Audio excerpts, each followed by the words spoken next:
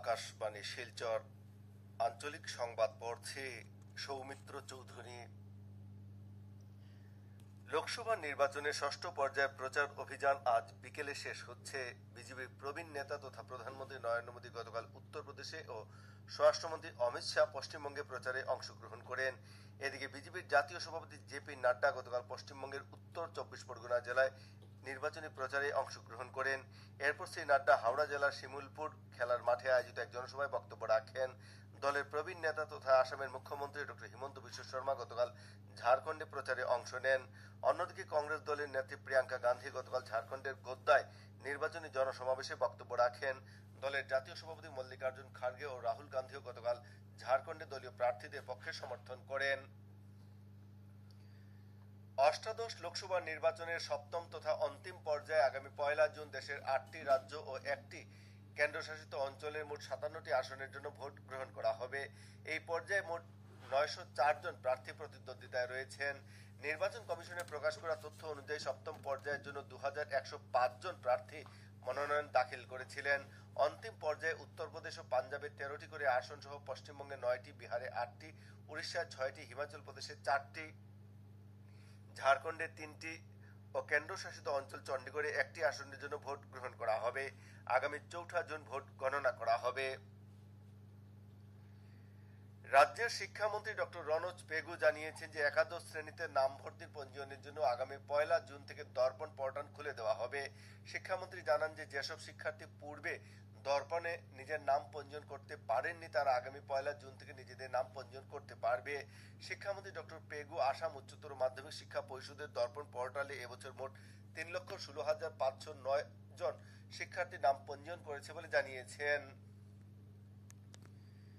খাদ্য সুরক্ষা বিভাগের আসাম রাজ্য নোডাল আধিকারিক অনিল শর্মা জানিয়েছেন যে কার্বাইড ব্যবহার করে কৃত্রিমভাবে কাঁচা আম পাকানোর বিষয়ে আগামী দিনে আইন অনুযায়ী ব্যবস্থা গ্রহণ করা হবে। গতকাল গৌহাটির ফ্যান্সি বাজারে কার্বাইড যুক্ত ফলের বিরুদ্ধে অভিযান চালানো হয়। প্রবীণ খাদ্য সুরক্ষা আধিকারিকের নেতৃত্বে একটি দল কৃত্রিমভাবে পাকানো আমের গুণাগুণ পরীক্ষা করার জন্য ফ্যান্সি বাজারের প্রায় প্রতিটি ফলের দোকানে অভিযান চালান। এই অভিযানে কার্বাইড ব্যবহার করা প্রায় 1 কুইন্টাল আম বাজেয়াপ্ত করা হয়েছে। কাছাড়ের জেলা আয়ুক্ত তথা জেলা সৈনিক কল্যাণ বোর্ডের সভাপতির পৌরোহিত্যে আগামী 27 মে সকাল 11টায় জেলা আয়ুক্তের কার্যালয় সম্মেলন কক্ষে 3য় সৈনিক বন্ধু সমাবেশ অনুষ্ঠিত হবে। সভায় সশস্ত্র সেনাবাহিনীর কর্মরত এবং অবসরপ্রাপ্ত কর্মীদের বিভিন্ন অভাব অভিযোগ ও নিরসন নিয়ে আলোচনা করা হবে। সভায় জেলা কর্মরত সশস্ত্র সেনাকর্মী ও প্রাক্তন সেনাকর্মী ও তাদের পরিবারের সদস্যদের উপস্থিত থাকতে অনুরোধ করা হয়েছে।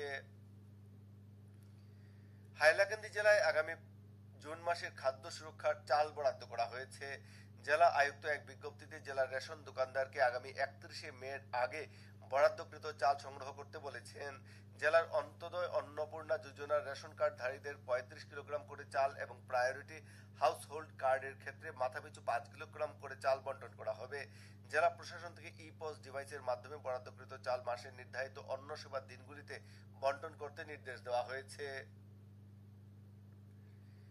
লায়ন্স ক্লাব শিলচর সেন্ট্রালের উদ্যোগে এবং শিলচরের রামকৃষ্ণ বিবেকানন্দ সোসাইটির সহযোগিতায় আজ লালংছড়া চা বাগানের শ্রীমা সারদা কোচিং সেন্টারে বিনামূল্যে চক্ষু পরীক্ষা শিবির অনুষ্ঠিত হবে। শিবিরটি সকাল 10টায় শুরু হবে। শিলচরের ইআরসি চক্ষু হাসপাতালের উদ্যোগে আজ সোনাই কলেজ রোডের শিবটিলা সরকারি নিম্ন বুনিয়াদী প্রাথমিক বিদ্যালয়ে বিনামূল্যে চক্ষু পরীক্ষা শিবির অনুষ্ঠিত হবে। শিবিরটিও সকাল 10টায় শুরু হবে। ছাত্র সংগঠন এআইডিএসওর কাছাড়, করিমগঞ্জ ও হাইলাকান্দি জেলা কমিটির উদ্যোগে গতকাল শিলচরে সিইউইটি পরীক্ষার নামে ছাত্র হয়রানি বন্ধের দাবি জানিয়ে বিক্ষোভ দেখানো হয়েছে। করিমগঞ্জ জেলা খাদ্য গণবন্টন ও উপভোক্তা বিষয়ক বিভাগ থেকে এক বিজ্ঞপ্তিতে জানানো হয়েছে যে জেলায় এপ্রিল, মে ও জুন মাসের প্রধানমন্ত্রী পোষণ মিড ডে মিলের চাল বরাদ্দ করা হয়েছে।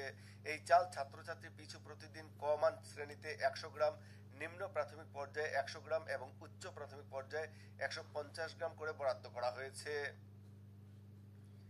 আকাশবাণী শিলচর কেন্দ্রের আঞ্চলিক সংবাদ এখন থেকে আমাদের ইউটিউব চ্যানেল এআইআর নিউজ শিলচরের মাধ্যমে শোনা যাচ্ছে। এছাড়া আমাদের Facebook page all India radio news শিলচরের মাধ্যমেও এই সংবাদ শোনা যাচ্ছে। আঞ্চলিক সংবাদ এখনকার মতো শেষ হলো। পরবর্তী আঞ্চলিক সংবাদ রাত 7টা 45 মিনিটে।